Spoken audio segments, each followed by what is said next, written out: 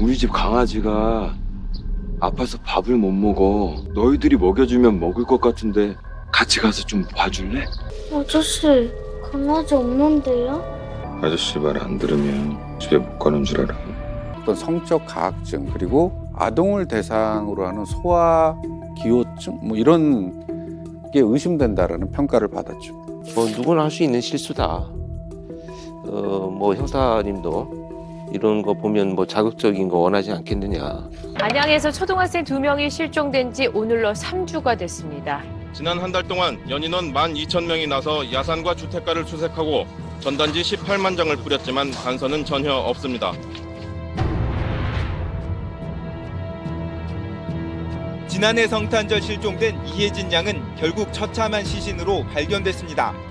안매장된 시신이 발견된 건 지난 11일. 시신은 땅속 20cm 아래에서 10부분으로 나뉘어 묻혀 있었습니다. 하지만 훼손이 심해 신원 파악엔 어려움을 겪었습니다. 이번 사건의 유력한 용의자는 39살 정모 씨인 것으로 밝혀졌습니다. 원래 알던 사이 아니었어요? 모르는 사람입니다. 왜 그러셨어요? 예, 안 죽였어요. 그 지금 억울하세요? 예. 아직 조사도 아직 안 받았는데요. 지난 2007년이었죠. 네. 크리스마스에 실종됐다가 3달 만에 싸늘한 주검으로 돌아온 혜진이와 예슬이. 네, 이른바 안양 초등생 납치 살해 사건의 진범입니다.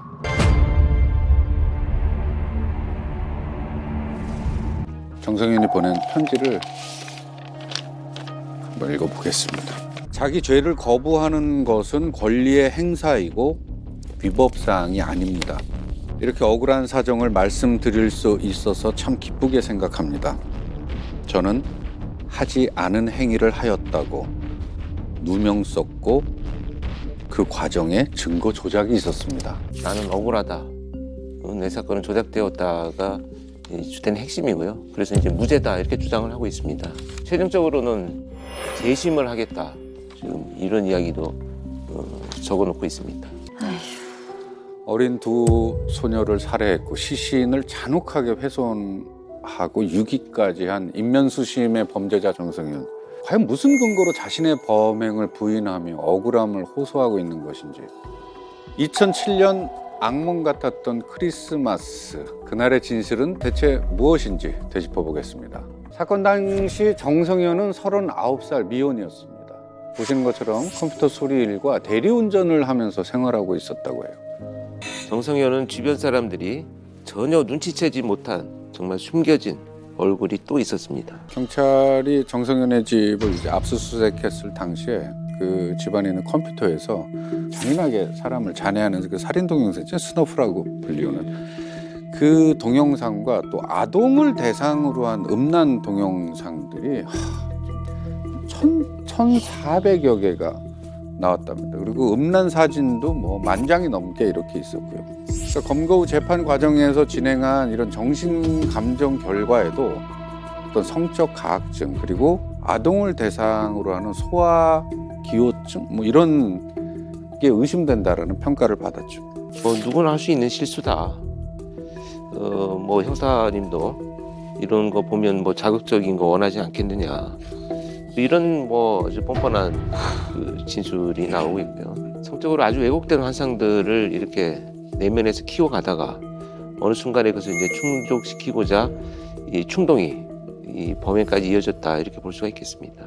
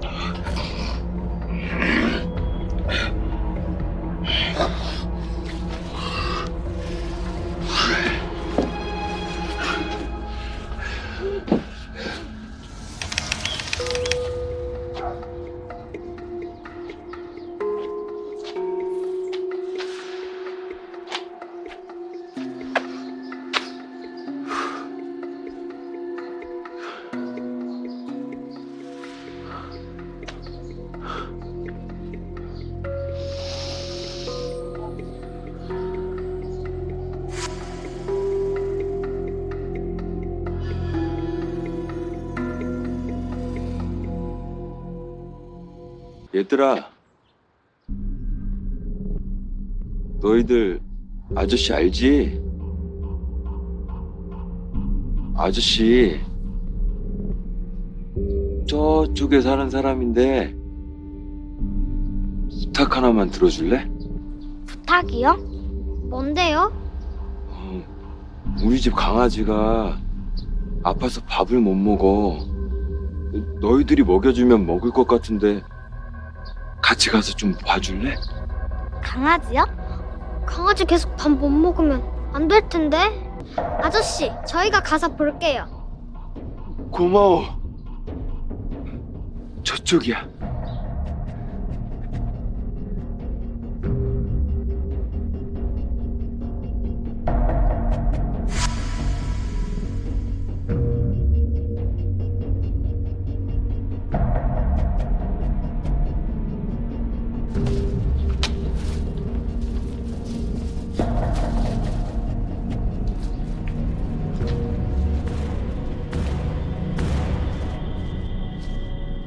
아저씨, 강아지 없는데요? 강아지 어디 있어요? 강아지 집 안에 있어. 순둥아, 아빠 왔다. 얼른 와봐.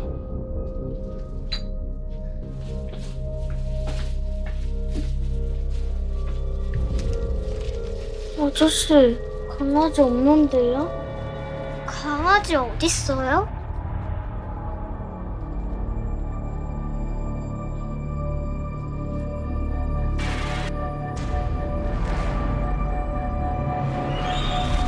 아저씨 왜 이래요? 아저씨 나 집에 갈래요. 아저씨 말 안 들으면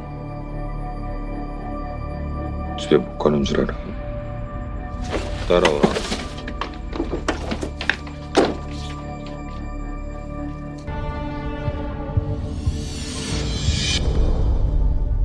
아이들을 이제 집으로 유인해서요. 그렇게 방 안에서 강제 추행을 했습니다. 여기야. 잘 썰리죠? 그럼요. 100년 묵은 소나무 베는 것도 문제 없어요.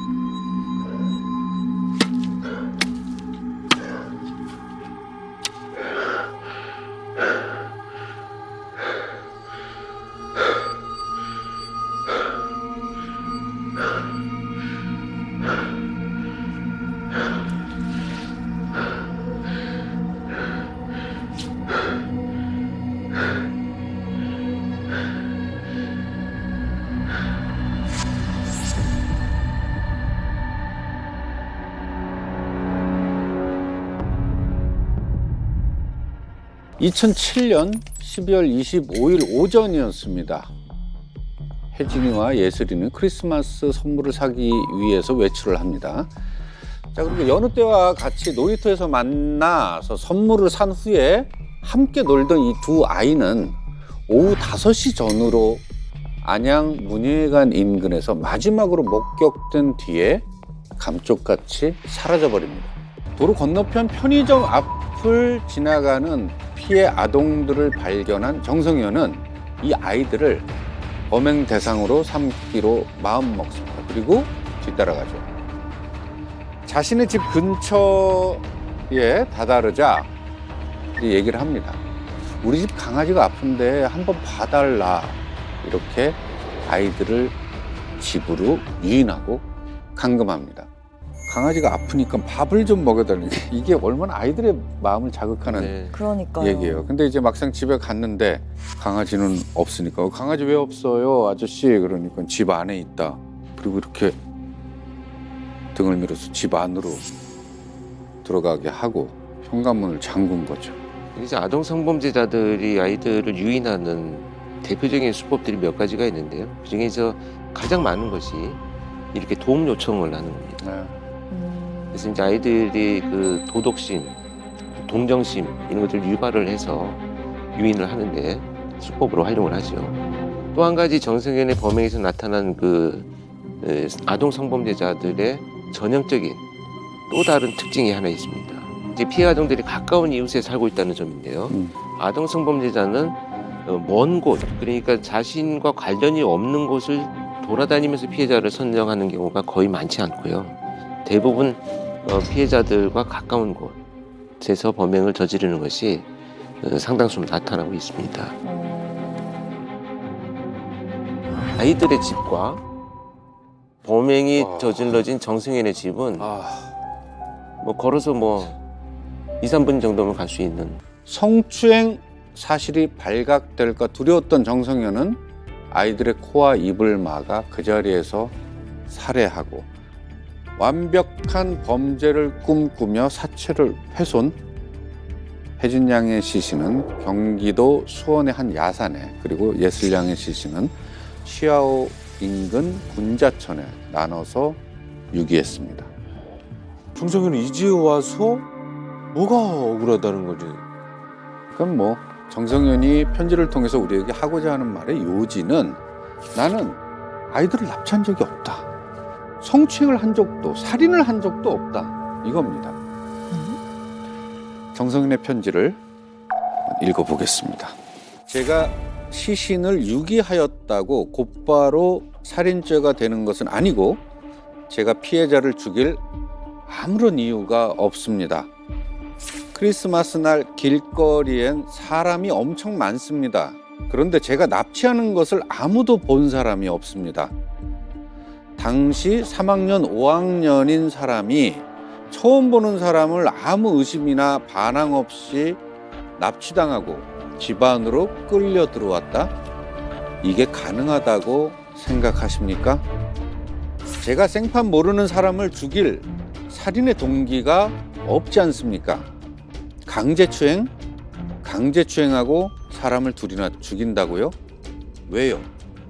그 당시 검사나 국민이나 쇼킹하고 자극적인 것을 원했고 특히 땡땡땡 검사가 그런 얘기 무지 좋아하길래 그냥 만들어준 것뿐이고 사실이 아닙니다. 저는 두고 보자. 내가 반드시 증거를 찾아내겠다라고 다짐하고 지금까지 온 것입니다. 이젠 무죄 증거를 제가 갖고 있어서 살인죄 인정할 수가 없습니다.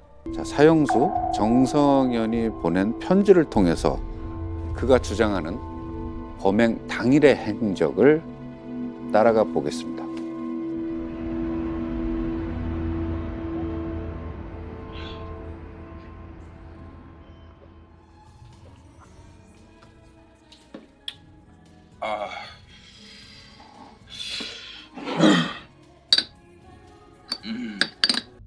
그날 선배가 불러내 술을 많이 마셨습니다.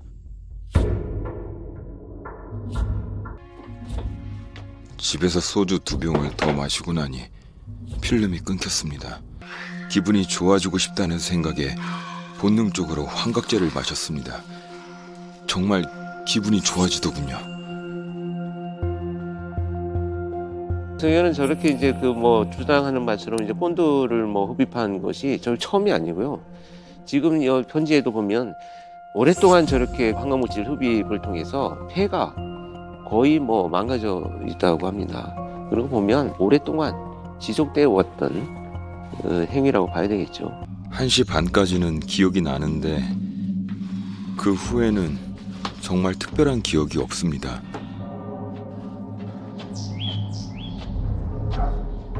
제가 강아지 얘기하면서 아이들을 유괴했다고요? 그건 자백을 강요받을 때 매건법 사건에 대해 얘기한 거고 만들어낸 것입니다.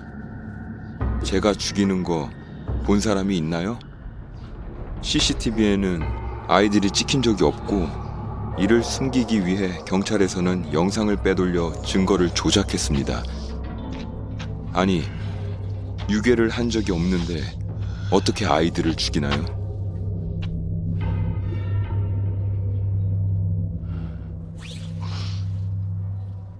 그날 누굴 만나서 벽 쪽으로 민 것 같기도 하고 이미 죽은 사람을 주워온 것 같기도 하고 그건 잘 모르겠습니다.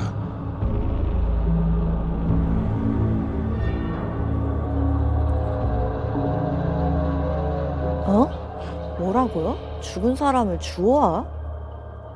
환각 상태에서 거의 깰 때쯤 방에서 죽은 아이들을 발견했습니다. 당황해서 어떻게 할까 고민하다가 신고를 하면 공업용 본드를 흡입한 것을 모두 알게 될 것이고 아무도 본 사람이 없는 것 같아 시신을 유기하기로 했습니다.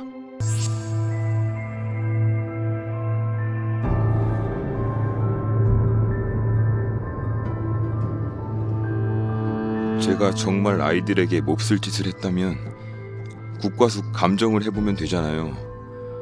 그런데 전 국과수 감정도 없이 강제추행 누명을 썼습니다. 그리고 제가 시신을 유기하게 된 것도 모두 음주와 환각 상태에 있을 때 일어난 우발적인 사고였습니다. 그날 술만 마시지 않았어도 그 형이 전화만 안 했으면 이런 일 영원히 일어나지 않았습니다. 그러니까 경찰이 증거를 조작해서 자신은 누명을 썼다. 그러면서 이제 크게 세 가지를 문제를 삼고 있습니다. 첫째, 피해 아동을 약취 유인했다는 CCTV가 조작됐다. 자, 둘째, 경찰이 국과수의 감식 결과를 조작해서 자신에게 성추행 누명을 씌웠다. 그리고 세 번째, 허위 자백을 강요당했다.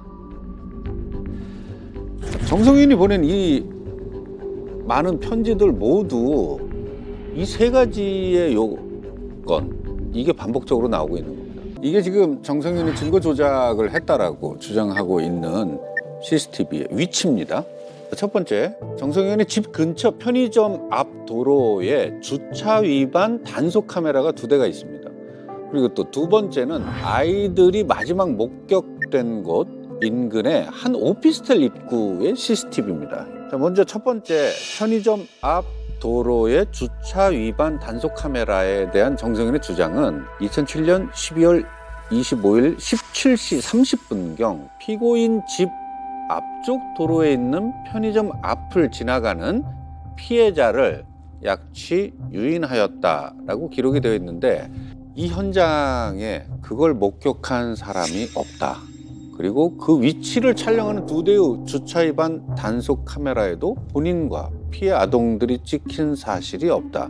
다시 말해 이는 자신이 아이들을 납치하지 않았다는 무죄를 입증할 증거임에도 불구하고 경찰이 이를 검찰에 넘기지 않고 증거를 없앴다는 겁니다. 약취유인한 지점이 이제 그 편의점 앞 도로다 이렇게 지금 명시되어 있다고 얘기를 하는데요. 실제 공소장과 판결문에는 정성현이 아이들을 약취유인한 곳으로 명시된 곳은 여기가 아닙니다. 그럼요. 공소장과 실제 범죄 사실에는 이 장소가 아니에요. 당연히 안 찍혀 있어야 됩니다. 윗길에 동네 분들만 다니는 뒷길이 있습니다. 그러니까 이 윗길에 동네 분들만 다니면 이 윗길이 소로기 때문에 여기는 CCTV가 없습니다. 양침이라는 지점이 이제 아무 관련이 없기 때문에 이것은 수사 기록에 첨부할 이유가 없었던 그렇죠, 그렇죠. 그리고 주변에 CCTV를 살펴본 결과 보고서예요, 이게. 근데 이 보고서를 보면 주차 위반 단속 CCTV라고 되어 있고요. 여기에 특이 수사 단서 없음이라고 적혀 있습니다. 정승현은 지금 이 기록을 보고 경찰이 자신의 무죄를 입증할 증거를 없앴다라고 확신을 갖고 있는 것 같아요. 근데 이거 참 특이 단서가 없었으니까 없다고 기록을 한 거였고요. 네. 조작이나 이것을 뭔가 이 증거를 없애려고 한다면 이 수사 보고 자체가 없어야 됩니다. 그럼 일단은 뭐 단서가 될 만한 내용이 없고 이 사건과 관련이 없고 그렇기 때문에 무의미해서 검찰로 기록을 보낼 아무 이유가 없는 거죠. 그래서 검찰에서도 보면 만약에 지금 동선이 어디라도 겹치고 있다라고 한다면 이것을 당연히 수고를 해서 복구를 해서 확인을 했겠죠. 그렇다면 그 정성현이 주장하는 또 다른 한 곳, 그 오피스텔 앞 CCTV 그건 어떻게 된 건가요? 네, 정성현이 아이들이 실종된 12월 25일에 이 오피스텔 CCTV에 실종된 아이들의 모습이 찍혔다는 보도가 있었다. 그런데도 경찰은 고의로 그 영상을 숨겼다. 이렇게 주장을 하고 있죠. 이 보면은 이 실제로 25일 16시 1분에 미귀가자 확인, 16시 36분에 추정, 길 건너편 4분 시간 편차 적용. 여러분 이 수사 보고서가 작성된 날짜를 한번 보십시오. 2007년 12월 30일이면 아이들이 실종된 지 5일 후 아닌가요? 네. 이 보고서는 아이들의 실종 수사가 한참 진행이 될 때 작성된 보고서입니다. 그래서 이제 아직 정승현의 존재조차 알지 못하던 때였고요. 이 오피스텔 CCTV에는 사실 이제 피해 아동들이 찍히지도 않았습니다. 이 사건 초기에 안양 문예회관 앞에서 예슬이와 혜진이로 보이는 어린이들이 이 CCTV 앞에 이 잡힌 화면이 있어서 경찰이 이 화면을 분석하는 데 주력했습니다만 이 화면 속 인물이 다른 어린이들로 밝혀지면서 한 가닥 있던 실마리마저 사라졌습니다. 이런 걸 가지고 이제 근거를 삼아서 끝까지 이런 주장들을 이어나가고 있는 거죠. 정선현의 또 다른 주장 있잖아요. 자신은 성추행을 하지 않았다는 그 주장은 어떻게 된 거예요? 자, 정성현은 국과수에서 피해자의 시신을 부검한 결과 자신이 성추행한 흔적이 발견되지 않았는데 수사당국이 부검 결과를 조작해서 억울하게 유죄 판결을 받았다. 이렇게 주장을 하고 있습니다. 그 판결문에 명시된 걸 보면 부검 결과 피해자의 생식기 내부 두 곳에서 외상성 손상이 발견되었으며 이 손상이 물론 언제 생긴 건지는 명확하지 않지만 운반 과정이나 하천에 유기된 상태에서 발생한 것은 아니다. 그러니까 지금 뭐냐, 정성현이 주장하는 것처럼 나는 단순히 훼손하고 유기만 했다라고 주장을 할 때 그 상태로 이 생식기 안에 이 외상성 손상이 생길 수 있느냐, 그렇지는 않다라는 겁니다. 조심스러운 어떤 다른 이야기를 좀 꺼내야 될 텐데 어쩌면은 정성현의 과거에서 답을 찾을 수도 있을 것 같습니다. 안양 초등생 납치 살해 사건 4년 전에 사람을 숨지게 했지만 살인 혐의는 받지 않은 정성현의 또 다른 범행입니다. 허벅지 근육도 엄청 단단하고 허리 힘도 엄청 좋고. 정말요? 그럼요. 보여줄까요? 좋아요. 지금 누구랑 통화를 하는 거죠? 화면 처음에 전화방이라고 돼 있는, 그러니까 전화를 통해서 예, 저런 식의 음성 연락을 하는. 이게 통화 내용이 좀 음란하네 지금 보니까. 먼저 씻을래요? 그러죠.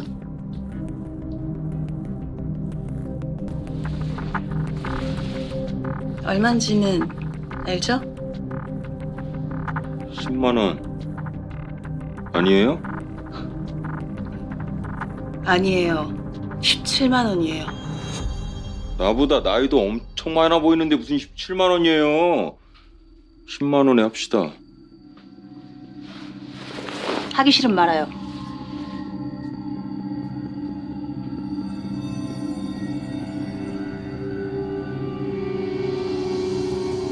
그냥 좀 다퉜을 뿐인데 나중에 정신 차리고 보니 그 여자가 죽어 있더라고요. 휴대폰을 집에 두고 간 건 신의 한 수였어요. 휴대폰을 집에 두고 간 덕분에 제가 계속 집에 있었다는 알리바이가 성립될 테니까요. 아, 그래서 벗어났구나.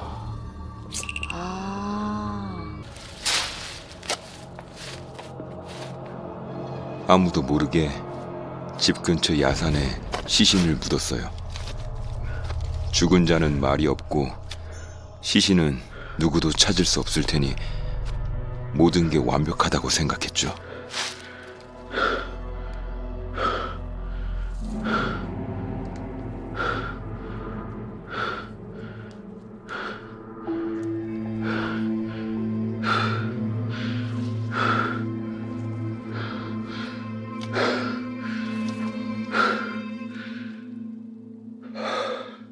시신을 묻고 난 뒤에 비가 오더라고요. 불안한 마음에 시신을 묻은 곳에 다시 찾아갔죠. 비 때문에 시신이 밖으로 드러나 있는 걸 보니 불안해서 견딜 수가 없었어요. 그래서 시신을 도로 파내 다른 동네에 옮겨 묻기로 했죠. 나중에 이 일이 밝혀진다고 해도 전 당당하게 말할 수 있어요. 결코 죽일 생각은 없었다고. 7월 16일 밤 11시경 군포시의 한 전화방에 있는 한 여성과 통화를 하다가 성적인 흥분을 느낍니다. 정성현은. 그리고 새벽 1시경에 인근 모텔에서 만나요. 근데 뭐 생각한 것보다 여성이 나이가 좀 많고 그 지불해야 될 화대가 비싸다는 사실에 다툼이 벌어져요. 그리고 욕설을 하면서 구타를 했고 피해자가 그 자리에서 사망합니다. 그리고 이제 피해자의 시신을 은닉하기로 마음먹은 정성현은 사체를 자신의 집으로 옮깁니다. 그리고 톱으로 훼손을 해요. 그 다음에 집 뒤에 야산 4곳에 안매장을 하면서 범행 사실을 숨깁니다. 실종된 여성의 마지막 통화 상대가 바로 정성현이어서 탐문 수사를 했는데 당일 대리운전 때문에 그냥 통화한 것이다. 그래서 이게 확인이 되지 않았습니다. 그래서 계속 수사가 진행되고 있었던 상황이었던 거죠. 네. 게다가 아까 드라마상에서도 보셨겠지만 휴대전화 이 위치 확인 시스템 이걸 근거로 자신의 알리바이가 입증이 돼버려요. 그래서 결국에 증거 불충분으로 풀려납니다. 근데 결국엔 어떻게 범행이 드러나게 된 건가요? 그 소위 이제 정성현의 안양초등학교 사건, 초동생 살인 사건을 수사를 하면서 그래서 이제 미제 사건으로 계속 수사가 이어져 오고 있었죠. 그 군포 부녀자 실종 사건. 그래서 이 정성현이 연루되어 있다는 사실을 경찰이 확인을 합니다. 그 당시에도 실종된 여성의 마지막 통화자였고 이 사건도 정성현이 유력한 범죄자이다 보니 이 두 사건은 동일범에 의한 범죄로 판단하고 수사를 진행을 하죠. 그래서 결국 이제 정성현이 또 이 사건에 대해서는 시인을 합니다. 그리고 시신을 유기했다고 진술한 장소로 수색을 해서 또 시신 일부를 찾습니다. 그런데 그 정성현이 두 아이들을 살해한 사실을 지금 와서 부인하는 이유를 이 사건에서 찾을 수 있다고 했잖아요. 그 이유가 뭐죠? 두 사건에 대해서 정성현의 재판이 함께 진행이 됩니다. 근데 군포 여성 사건은 살인 사건이 아니에요. 상해치사입니다. 상해치사와 사체 은닉 혐의로 유죄 판결을 받은 거죠. 발생한 지 4년이나 지났기 때문에 범죄를 증명할 만한 시신의 어떤 훼손 정도를 통해서 부검을 통해서 사인을 밝힐 만한 어떤 자료는 사실 훼손이 됐죠. 근데 고의성이 없었다라고 하는 주장에 대해서 이것을 반박할 수 있는 과학적인 단서가 없기 때문에 아마도 법정에서는 고의적인 살인이 아니고 우발적으로 상해를 가하기 위한 폭력과 상해의 과정에서 사망한 것이기 때문에 상해치사를 적용을 한 것으로 보여집니다. 결국엔 4년 만에 드러난 이 군포 여성 사건이 살인이 아닌 상해치사가 됨으로써 정성현은 이 사건을 통해서 단순히 뭐 사체 처리 방법만 배운 게 아닌 것 같습니다. 네. 한 여성을 폭행해서 숨지게 한 후에 4년간 경찰의 수사망을 피했던 정성현이었습니다. 도주를 하지도 않았습니다. 신분을 숨기지도 않은 채 시신 훼손하고 자신의 집에서 머물면서 그렇게 살았습니다. 그리고 이 뻔뻔한 행각은 4년 뒤에 가족과 경찰이 석 달이 넘도록 실종된 아이들을 애타게 찾아다닐 때도 이어지고 있었습니다. 동사무소에서 미아 찾는 방송을 듣고 나서야 그 사건이 사실이었구나 알았죠. 정말 충격적이었습니다. 기억도 제대로 안 나는 그 사건이 사실이라니 믿을 수가 없었죠. 정성윤이 지금 우리에게 보내온 저 편지에서 실제로 동사무소에서 이런 미아 찾는 방송을 듣고 아, 사건이 이게 사실이구나를 깨달았다고 해요. 유가족과 시민, 경찰들이 그 피해 아동을 저렇게 애타게 찾아다니는 저 모습을 정성현은 저렇게 바로 옆에서 저렇게 지켜보고 있었던 겁니다. 맨날 이제 잠도 못 자고 헤매고 다니고 우리 아들 딸들이 그냥 지금 지도를 찾기 위해서 그냥 맨발로 다니면서 지도는 어디서 쉴까봐 잠바도 안 걸치고 교복바를 맨날 돌아다니냐 아들내미가. 한 아이의 시신이 발견됐다는 소식에 불안해서 견딜 수가 없었습니다.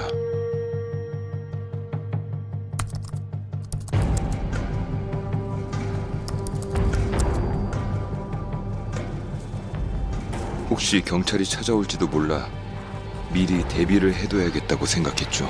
그래서 친어머니가 계신 보령에 내려갔습니다. 어릴 때 아버지와 이혼한 친어머니 집은 경찰도 쉽게 찾지 못할 것이라고 생각했거든요. 엄마? 여기까지 무슨 일이시죠?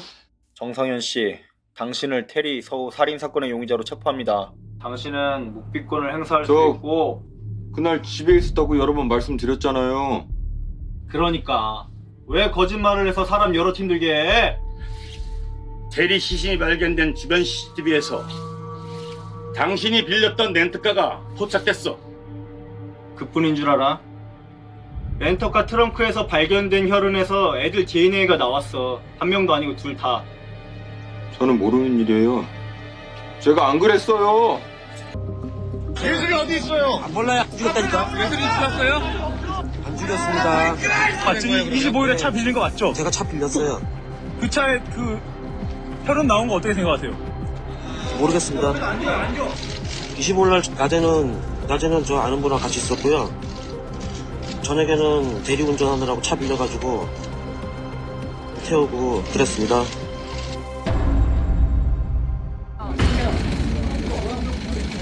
교통사고 나고 나서 그 혜진이하고 예슬이 바로 죽었나요? 네. 교통사고 나서 바로 죽었어요? 네. 교통사고 어디서 났어요? 제가 팔도에서요.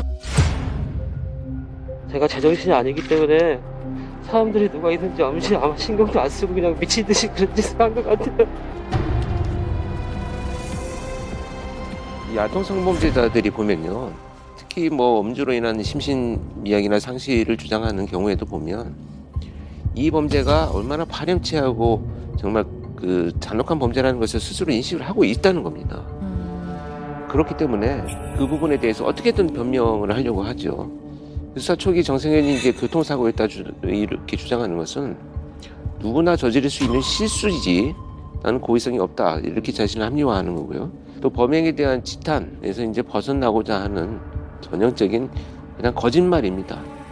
결국 검거되고 일주일이 지난 현장 검증이 이루어지는 날 정성현은 모든 걸 다 자백을 합니다. 그 자백을 하는 과정에 권 교수님께서 또 아주 중요한 역할을 해주셨다고. 네, 뭐 일단 증거들이 다 나왔고요. 또 수사팀에서 확보한 증거물들은 완벽하게 지금 범인으로 지목을 할 수 있는 과학적인 단서들이었기 때문에 일단은 본인의 자백이 나와야만 어떤 과정에서 이 범죄가 이루어졌는지 실체적인 진실을 밝힐 수 있습니다.